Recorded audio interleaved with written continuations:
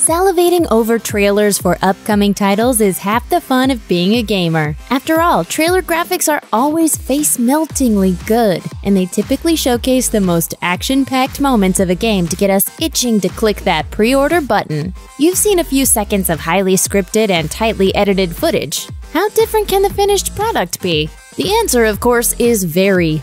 There are any number of perfectly innocent reasons why that might be the case, like budgetary issues, developer constraints, or deadline changes, but the truth could be a lot more sinister.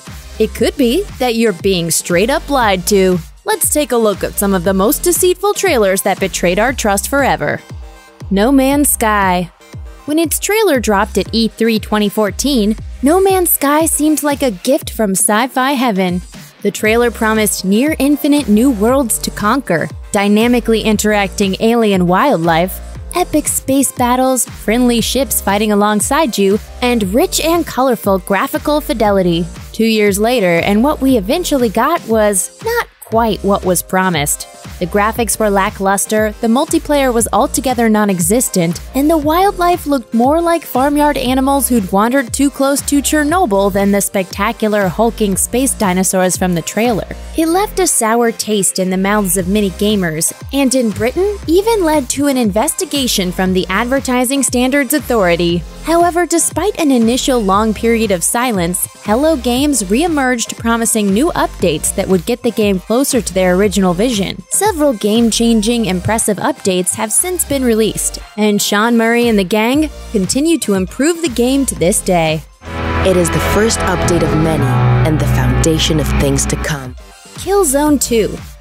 When a Sony rep took to the E3 stage in 2005 to debut so-called real-time footage of Killzone 2, audiences were blown away, but developer Guerrilla Games must have been shaking in their boots. Why? Because the mind-blowing real-time footage wasn't real-time at all. Killzone 2 didn't even exist yet. In fact, it wasn't even supposed to be on the PlayStation 3. Guerrilla Games later admitted that what they showed was just a pre-render made to help them visualize the game they wanted to create. Incredibly, however, due to the frenzied attention the game received, they bravely decided to switch development to the PS3 and try and meet the expectations of the public. But do Guerrilla blame that Sony rep for their initial troubles? No. As they put it, he was just blitzed out of his mind on fatigue, jet lag, and the madness that is E3. Aliens, Colonial Marines.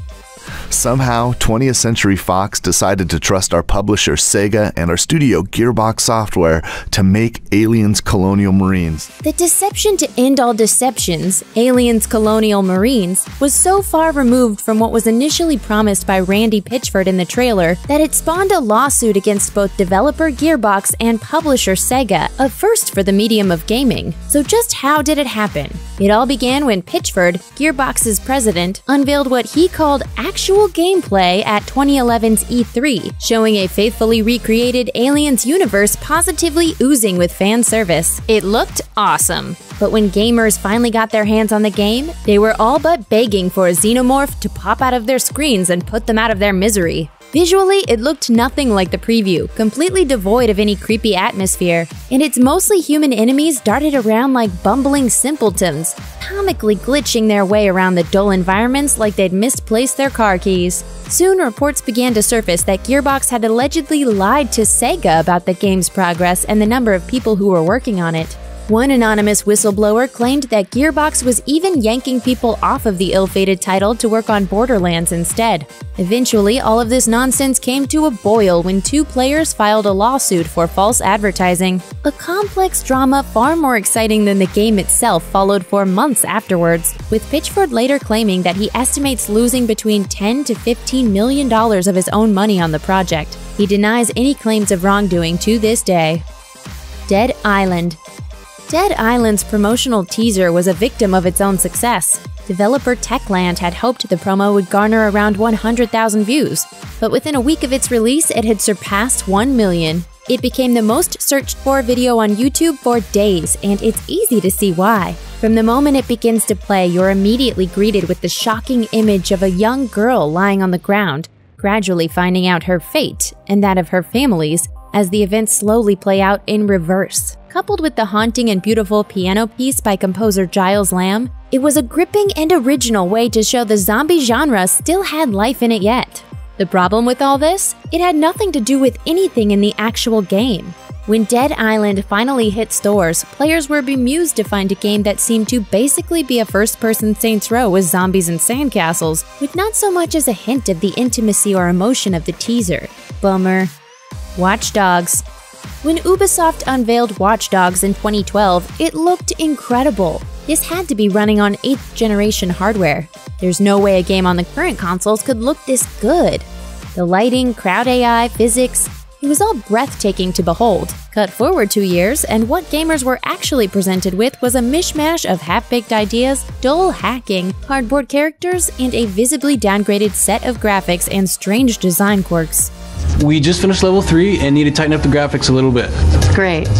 It was later discovered that there was a hidden graphics file in the game's code called E3 Theater, which bumped up the graphics considerably. Naughty Ubisoft. But by then, of course, the damage was done. Watch Dogs went on to receive Giant Bomb's award for Most Disappointing Game of 2014.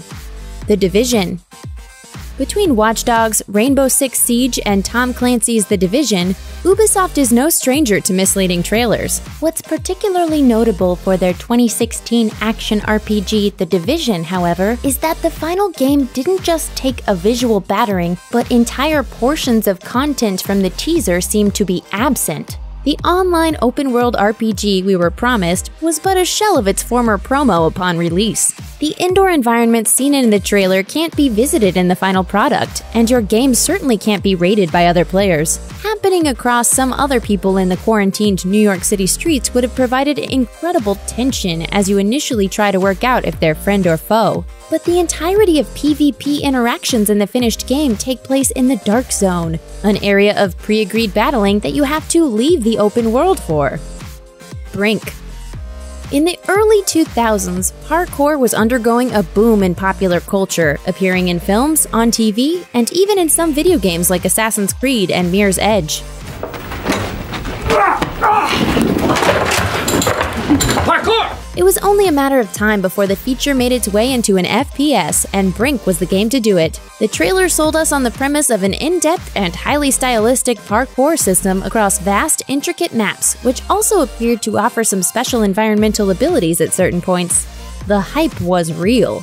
Unfortunately, it didn't exactly deliver on that hype. Could you wall run and backflip over rockets? No. Could you flip onto your back in midair to fire behind you a la Max Payne? Nah. Could you dual-wield weapons? Nope. Could you manipulate the scenery to block and create new paths? Take a guess. So what did the bold new innovations in Brink actually let you do? Well, you could sort of jump around in corridors, like every other shooter on the market at the time. A shame, as Brink seems like such squandered potential. Yeah! Parkour. Metal Gear Solid 2: Sons of Liberty. Let's face it, Hideo Kojima is a lovable troll. Need proof? Let's travel back in time to May 2000 at a small press gathering at Universal Studios where Kojima unveiled the 9-minute trailer for Metal Gear Solid 2, the sequel to Konami's most successful game ever. It displayed absurdly impressive graphics, sound, and enemy AI, and the attendees could scarcely believe that this was gameplay from a PlayStation 2. But Kojima insisted it was, and he was absolutely telling the truth. The actual misleading part of the trailer? Snake being the main character. Fans couldn't wait to step back into Snake's shoes, and Kojima was happy to let them believe that they would be. In reality, once players had made it through the intro shown in the trailer, they ended up taking the reins of unknown pretty boy Raiden, the antithesis of Snake in almost every way. Gamers couldn't believe what Kojima had pulled. The gamble paid off though, with initial sales exceeding expectations, and critics hailing it as a masterpiece. Thanks for watching. Click the SVG icon to subscribe to our YouTube channel. Plus, check out all this cool stuff we know you'll love too.